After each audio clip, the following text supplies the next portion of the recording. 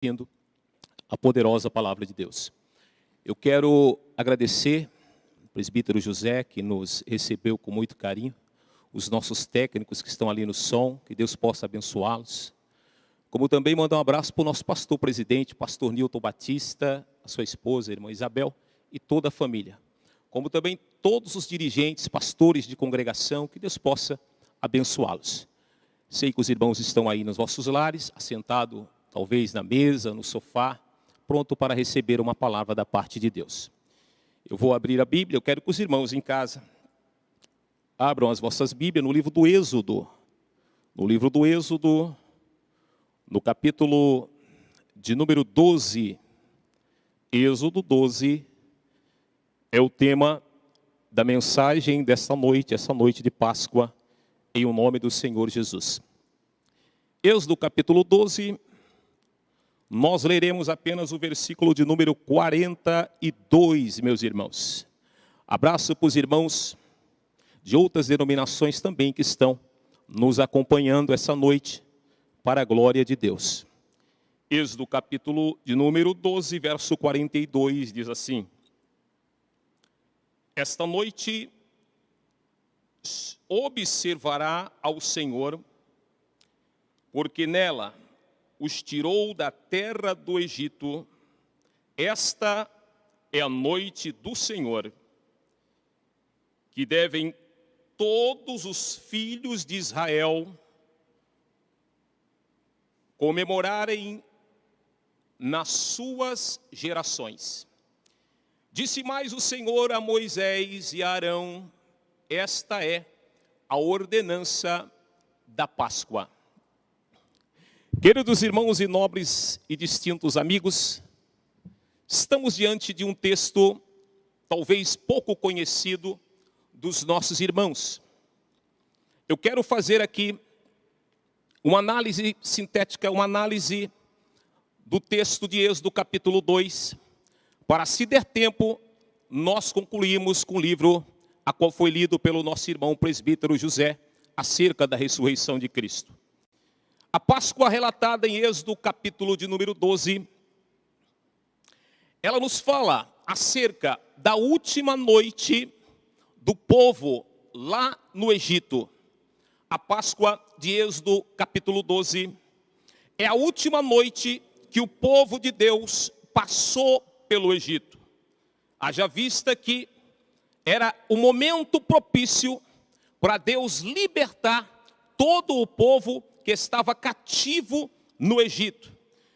E dentro deste fato, eu vejo, aleluia, a última noite, eu vejo a última praga e eu vejo o último juízo de Deus sobre os egípcios. Eu quero dizer para os irmãos que o nosso Deus é um Deus que vela para cumprir com a sua poderosa palavra, visto que Deus agora vai colocar a última praga sobre o Egito, porque o próprio Deus havia endurecido o coração de Faraó. E qual é o motivo de Deus endurecer o coração de Faraó? O motivo de Deus ter endurecido o coração de Faraó é porque Deus queria destruir os deuses do Egito, que eram representados em cada uma das pragas que havia lá no Egito, que Deus colocou. E nós estamos diante da última noite. Então, eu quero dizer para os irmãos que não conhecem, que cada praga que foi lançada no Egito era para destruir um deus do Egito, que era adorado e venerado por todos os egípcios. Queridos irmãos, o Deus Yahvé, o Deus poderoso, agora ele toma para si toda a afronta dos deuses do Egito, e Deus endurece o coração de Faraó, retarda, endurecendo o coração de Faraó, a saída de todo o povo do Egito, porque Deus queria provar quem era o verdadeiro e o poderoso Deus Yahvé. E Deus agora vai lançar as pragas. A primeira praga que Deus lançou sobre o Egito, sobre o rio Nilo, foi porque o rio Nilo era adorado. O rio Nilo era uma espécie de rio de fertilidade, e Deus lança sobre o rio Nilo agora o sangue o rio Nilo é tomado de sangue, porque Deus está provando que não é o Nilo que deve ser adorado, mas é o Deus Yahvé que deve ser adorado. Na segunda praga, Deus agora empesteia de rãs todo o Egito. Por que que Deus colocou rãs no Egito? Porque Deus queria destruir um Deus que era ovacionado, que era adorado, que tinha a cabeça de rã. E Deus prova que era o Yahvé, que deveria ser adorado na plenitude. A terceira praga, Deus destrói, aleluia, Atote, que era um Deus venerado, um Deus da magia. E Deus manda a praga dos piolhos. A quarta praga, aleluia, Deus manda a praga das moscas. Por que que Deus mandou a praga das moscas? Porque Deus estava fazendo distinção entre o seu povo e o povo egípcio. O povo de Deus trabalhou muito, irmãos. O povo de Deus foi massacrado no Egito. Aliás, abrindo um parênteses, o Egito massacra o povo. O povo de Deus foi tão massacrado que conforme Deus ia enviando as pragas, Faraó ia fazendo que o povo trabalhasse muito mais. E agora o povo está cansado. O povo não estava mais tomando banho. O povo está cheio de chagas e as moscas encostam naquele povo. Aí Deus olha para o povo e Deus vê que era necessário vingar os seus filhos. Aí Deus manda as moscas sobre o Egito. A praga das moscas. A quinta praga, a praga da morte de todos os gados. Todos os gados do Egito vieram a morrer. Sabe por quê? Aspe, Atos e Nude foram destruídos, porque esses eram os deuses venerados. Esses deuses eram venerados a ponto dos egípcios dizer que o rebanho estava sendo bem cuidado por causa desses deuses. Aí Deus mata, fere todo o rebanho do Egito. A sexta praga, a praga das úlceras. Como o povo de Deus trabalhava muito, não podia tomar banho, não podia se cuidar, higienicamente falando, começou a ter úlceras. Aí Deus se vinga, colocando sobre o Egito a praga das úlceras. Todos os egípcios, aleluia, muitos deles foi acometido de úlceras. E o coração de Faraó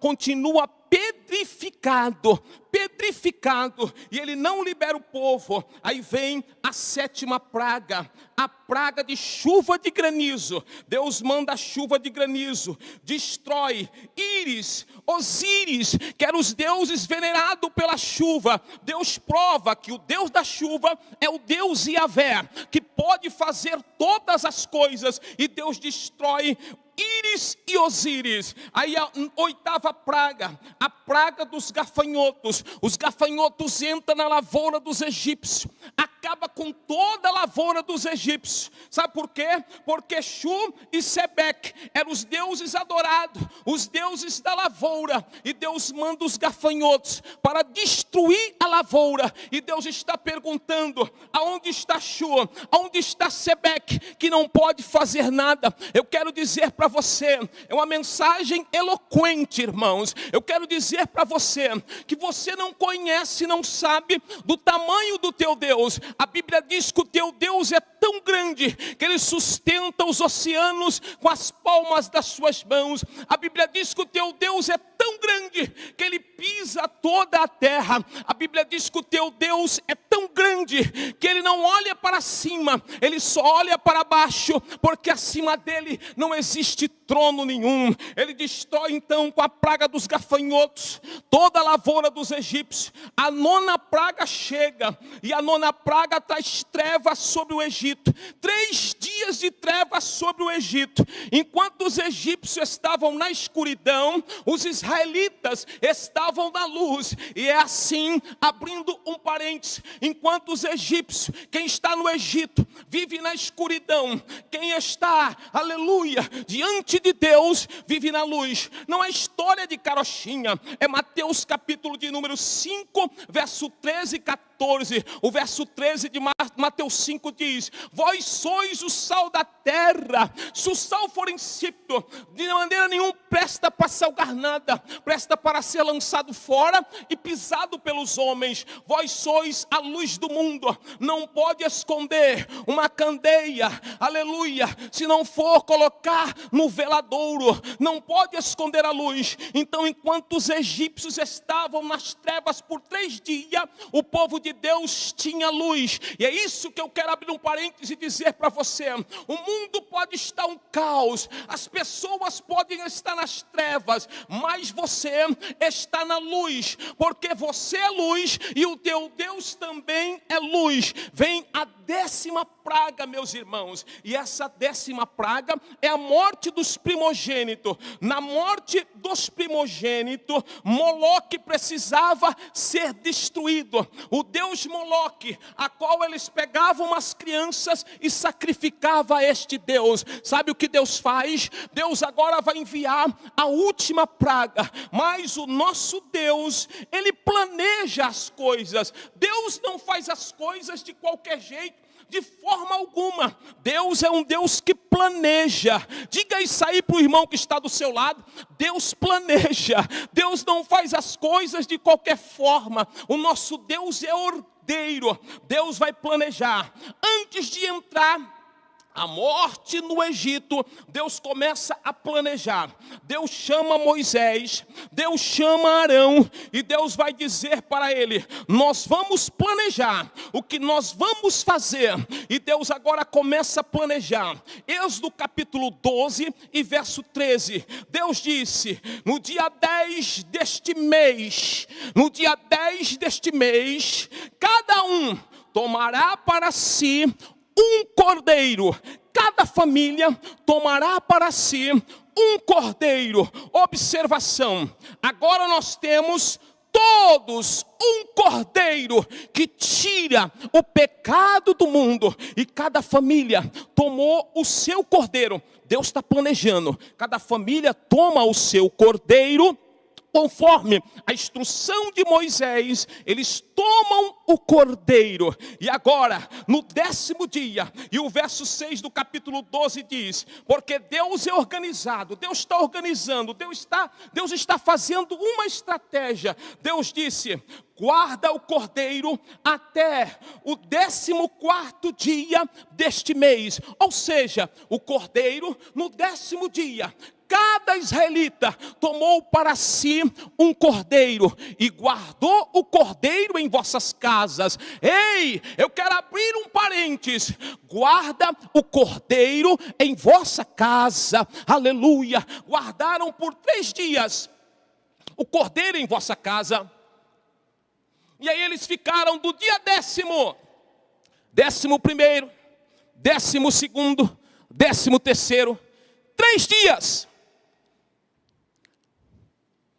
3 dias o cordeiro na casa dos israelitas. Deus disse: no 14º dia, antes que a morte entre no Egito, o anjo da morte desça ao Egito, eu vou pedir para vocês que vocês devem, no 14º dia, vocês devem, ao crepúsculo da tarde é às 15 horas. Às 15 horas, vai vendo, às 15 horas, todos nós vamos nos reunir e nós vamos matar todos os cordeiros. Deus está arquitetando, Deus está planejando com todos eles. É a Páscoa de Êxodo capítulo 12, presta atenção.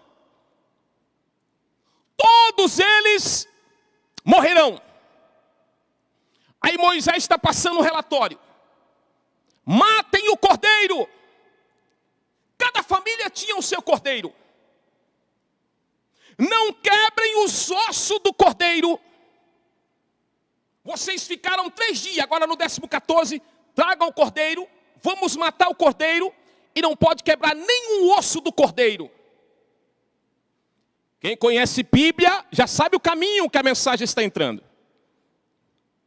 Como uma carne assada, Moisés está dando um relatório.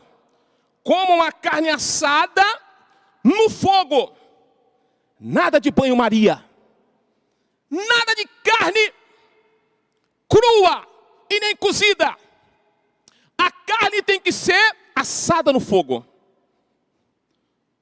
Comam a carne do cordeiro com pães asmos e ervas amargas. Sabe o que acontece na Páscoa atual?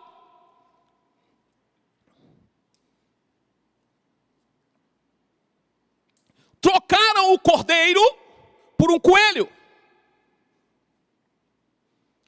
O cordeiro e ervas amargas deveria ser comido. A Páscoa dos dias de hoje, trocaram o cordeiro pelo coelho. Segura essa. Eu não sei se coelho bota ovo, mas eu sei que trocaram o cordeiro pelo coelho. Eu sei que a Páscoa de hoje, ela fala de doce, de gostosura. Mas a Páscoa de Êxodo, capítulo 12, ela fala de cordeiro, ervas amargas, que simbolizava, tipificava a luta que todos os egípcios provocaram nos israelitas no Egito. Eles foram escravos no Egito. E agora eles estão na última noite. E na última noite, era para comer assada a carne do cordeiro com ervas amargas. Que Páscoa é essa? Do chocolate, dos bolos, das tortas. Amém? Mas o pai que não ensina ao seu filho a verdadeira Páscoa, vai deixar o filho todavia enganado, pensando que a Páscoa é por causa de um coelho e por causa de um ovo. A Páscoa é por causa do cordeiro e são ervas amargas. Xarabacalabadarachai. Trocaram o cordeiro pelo coelho. E Páscoa não são ovos. Páscoa não é coelho. Páscoa é cordeiro. Diga aí para o irmão que está do seu lado: Páscoa é cordeiro, não é coelho. Páscoa não é doce, é amargo. Páscoa do Êxodo capítulo 12 fala de sofrimento no tempo de escravidão. Eles estão na última noite. Asse o cordeiro, coma com pães asmos sem fermento, com ervas amargas, e vocês vão extrair o sangue do cordeiro. Vocês vão extrair, Êxodo capítulo 12, verso 22. Vocês vão tomar um isopo, que era uma planta, que quando mergulhada em líquido, ela ficava encharcada. E vocês vão pegar o isopo, vão molhar no sangue que tiver na bacia. Tem bacia aí? Tem sangue? Se tem sangue, tem bacia, tem cordeiro. E vocês têm que pegar esse sangue. Vocês têm que passar nos umbrais das portas de todos os israelitas. E vocês passando o sangue, mensagem de Deus através de Moisés, o anjo da morte não vai entrar aonde ele vê o sangue. Ele não vai perguntar, abrindo parênteses, quem é que está aí? O irmão Jorge, a irmã Sara, a Carol e a Camila são crentes. Ele não vai perguntar. Ele vai olhar para os umbrais da porta. E se ele vê o sangue do cordeiro, a morte não entra. Aonde houver o sangue do cordeiro, a morte não entra. A morte eterna. E se entrar a morte física, o apóstolo Paulo disse: se entrar a morte física, morrer para mim é lucro. Ou seja, é ganho. E viver para mim com Cristo é lucro. Estamos vivendo lucro. Porque se morrer é ganho e viver é lucro, estamos no lucro. Diga para o teu irmão, tu está no lucro, irmão. Mediante a tudo que está acontecendo, eu e você estamos no lucro. Pega o sangue, esparge o sangue nos umbrais da porta. O anjo da morte passará, e onde tiver o sangue, a morte não vai entrar. O sangue significa e simboliza a vida de uma vítima. Levítico 17, 11. Toda vez que era para alguém morrer pelo pecado, o sangue do cordeiro cobria o pecado do pecador. Então o sangue substituía a vida. O sangue significa substituição de uma vida. O cordeiro morre e a vítima vive. Sabe por que nós estamos vivos? Vivo em todos os sentidos. Para os cristãos, espiritual e físico. Porque tem a morte espiritual e a morte física. Efésios capítulo 2. Ele nos vivificou, estando nós ainda mortos em ofensas, em pecados e nos nossos próprios deleites. Ele nos vivificou. Então o sangue do cordeiro trazia vida e a morte não podia entrar. O sangue do cordeiro tipifica o sangue de Jesus. Aí Deus começa a dar orientação para Moisés antes que o anjo da morte entre à meia-noite. E Deus orientou a Moisés dizendo para Moisés: vocês vão fazer o seguinte, na hora que tiver assado, a morte passando, vocês vão fazer o seguinte, vocês vão cingir os lombos. Cingir os lombos, sabe por que eles tinham que cingir os lombos? Porque as roupas eram aventais muito grandes. E tinha que comer depressa. Aí Deus diz, cinge os lombos. Tinha que dobrar a roupa comprida. Amarrar na cintura. Amarrar na cintura. E comer o cordeiro assado com ervas amargas. Cingindo os lombos. Aí diz Deus para Moisés, diga a eles, que além de cingir os lombos, eles devem ter sandália nos pés. Porque os israelitas e os judeus, na hora da refeição ou dentro de casa, eles não usam sandálias. Eles não usam sapatos. Eles tiram. E aí eles vão fazer a refeição. Aí Deus entra em ação e diz para Moisés, olha, é para quebrar o ritual, a liturgia deles. É para eles comer rápido, cingir os lombos e já está com a sandália nos pés. Porque a saída é rápida. Cinge os lombos, coloca a sandália nos pés, coloca o cajado na mão. Xarabacalá e anda récia. Porque a saída é rápida. Então ele cinge. Não era costume dele sandália, sapato, mas Deus quebra todo o costume. Deus fala, ó, vai colocar agora a sandália e o sapato. E eles colocam. Eles deveriam comer rápido, apressadamente. E eles comeram rápido. Verso 13 diz, passarei por vós, e este passar, que é o linear do nome Páscoa. Porque este passar no grego significa pacha. E esta pacha, trazida por português, significa Páscoa. Ou seja, Páscoa é uma passagem.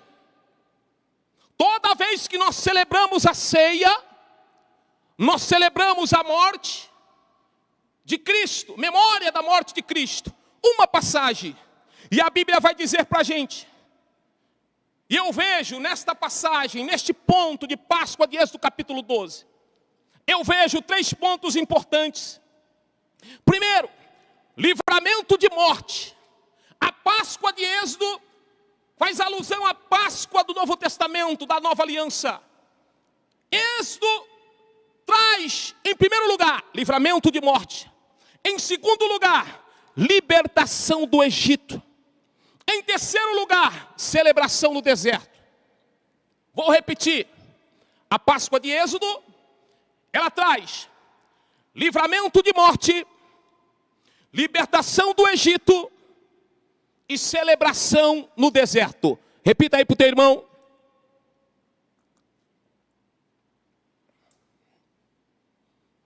A Páscoa do Novo Testamento é a passagem da morte para a vida, onde o cordeiro morto foi Jesus Cristo.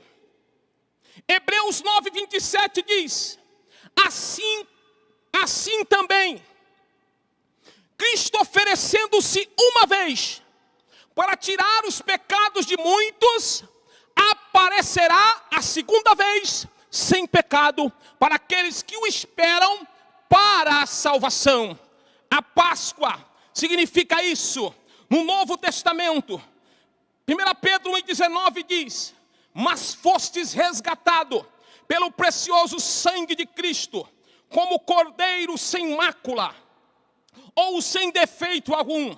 Levítico 17:11 diz: a vida da carne está no sangue, e eu dei a vocês para fazerem a propiciação de todos vocês. Ou seja, quem garante a nossa passagem aos céus, quem garante nos tirar do Egito é Jesus Cristo. Por causa de quê?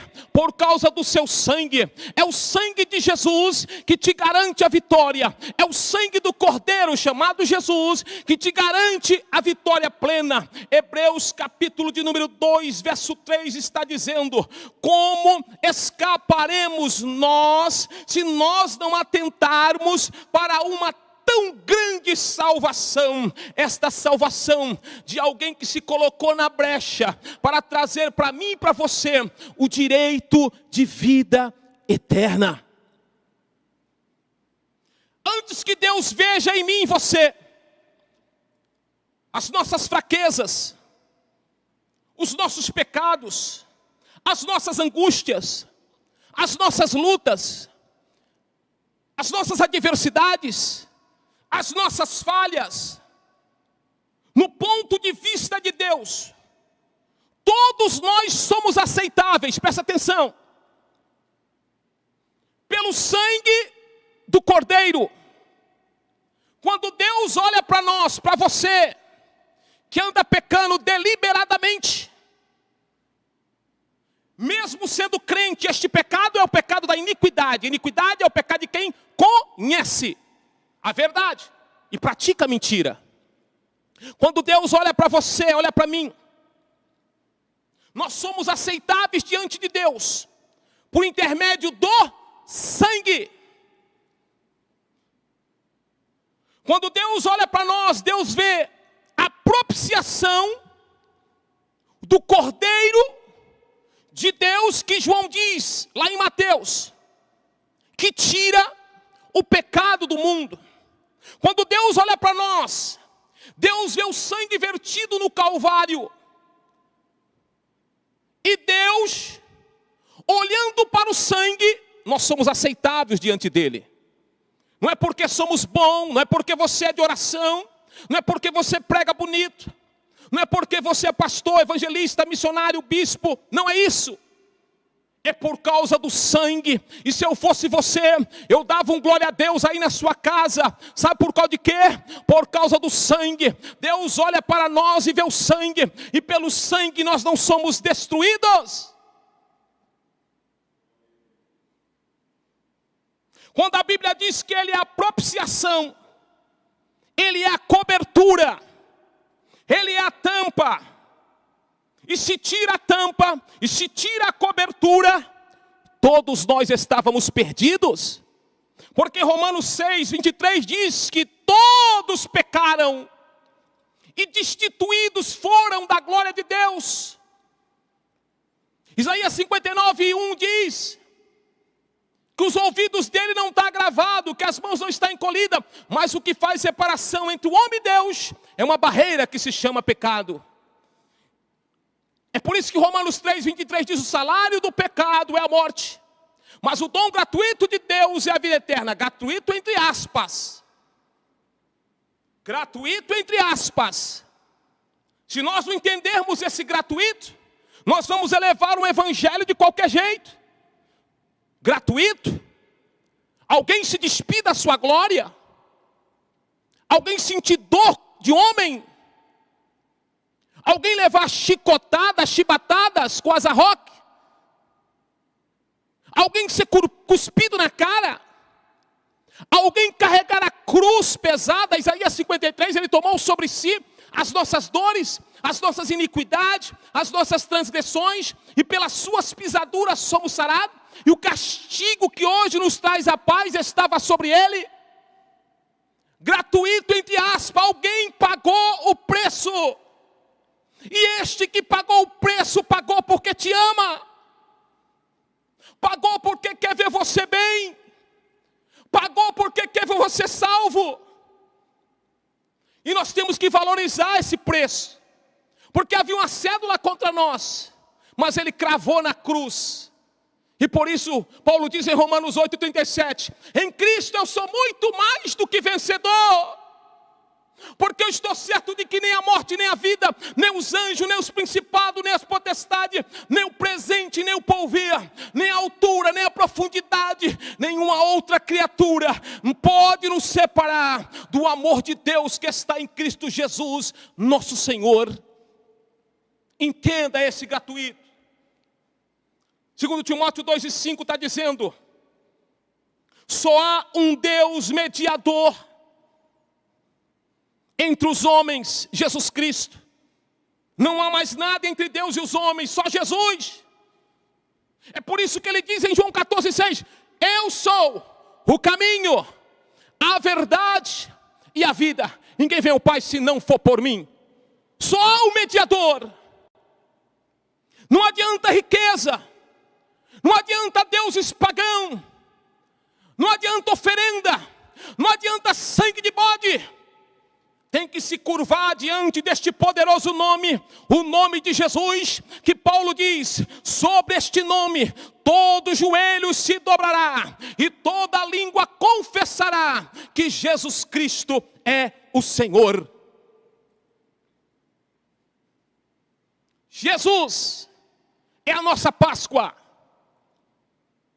Somos salvos por Ele, por meio da graça provida pela fé.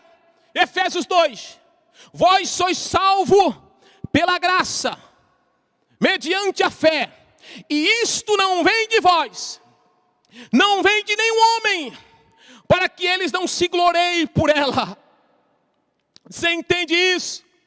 Que alguém pagou o preço por você, não é para ver você derrotado, mas é para ver você vencedor. Você entende isso?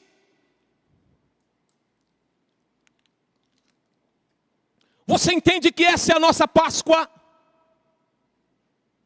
Tito 2:11. A graça de Deus se há manifestado, trazendo salvação para todos os homens. Que graça é essa? Oh glória! Que graça é essa? João 3,16, lá está a graça. Porque Deus amou o mundo de tal maneira, os homens, que deu o seu Filho unigênito, para que todo aquele que nele crê não pereça. Deus enviou o seu Filho ao mundo, não para condenar o mundo, mas para que o mundo fosse salvo por ele. Esta é a graça de Deus. E eu vejo na Páscoa do Novo Testamento 3 pontos principais. Eu vou terminar. A Páscoa da Nova Aliança. Eu vejo um cordeiro que tira o pecado do mundo. Eu vejo o sangue que purifica de todo o pecado. E eu vejo a vida, porque o sangue é vida. Dentro do paradoxo da salvação, Lucas 19:10 diz, o Filho do Homem veio buscar e salvar todos os que se haviam perdido. João 8:32 diz que a Páscoa, além de ser salvação, é libertação. Conhecereis a verdade vos libertará. A Páscoa é vida nova. 2 Coríntios 5,17, se alguém está em Cristo, nova criatura é. As coisas velhas são passadas, e eis que tudo se faz novo. Queridos, o tempo está resumido, mas eu quero dizer para você, que o Cordeiro que tira o pecado do mundo, continua de braços abertos, com as mãos estendidas. E ele disse, Mateus capítulo 11, verso 28 e 29. Vinde a mim todos os que estáis cansados, oprimidos, sobrecarregados, e eu vos aliviarei.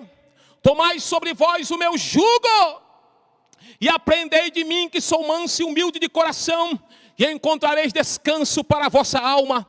Ele continua convidando você, ele está chamando a todos. Esta é a nossa Páscoa. Quando o povo sai do Egito, a morte entra no Egito, e o povo está preparado, cajado na mão, sandália nos pés, o cinturão. O povo está preparado, porque o povo sabia a hora que a morte ia entrar, mas você não sabe a hora que a morte vai chegar. Você não sabe a hora que Jesus vai voltar.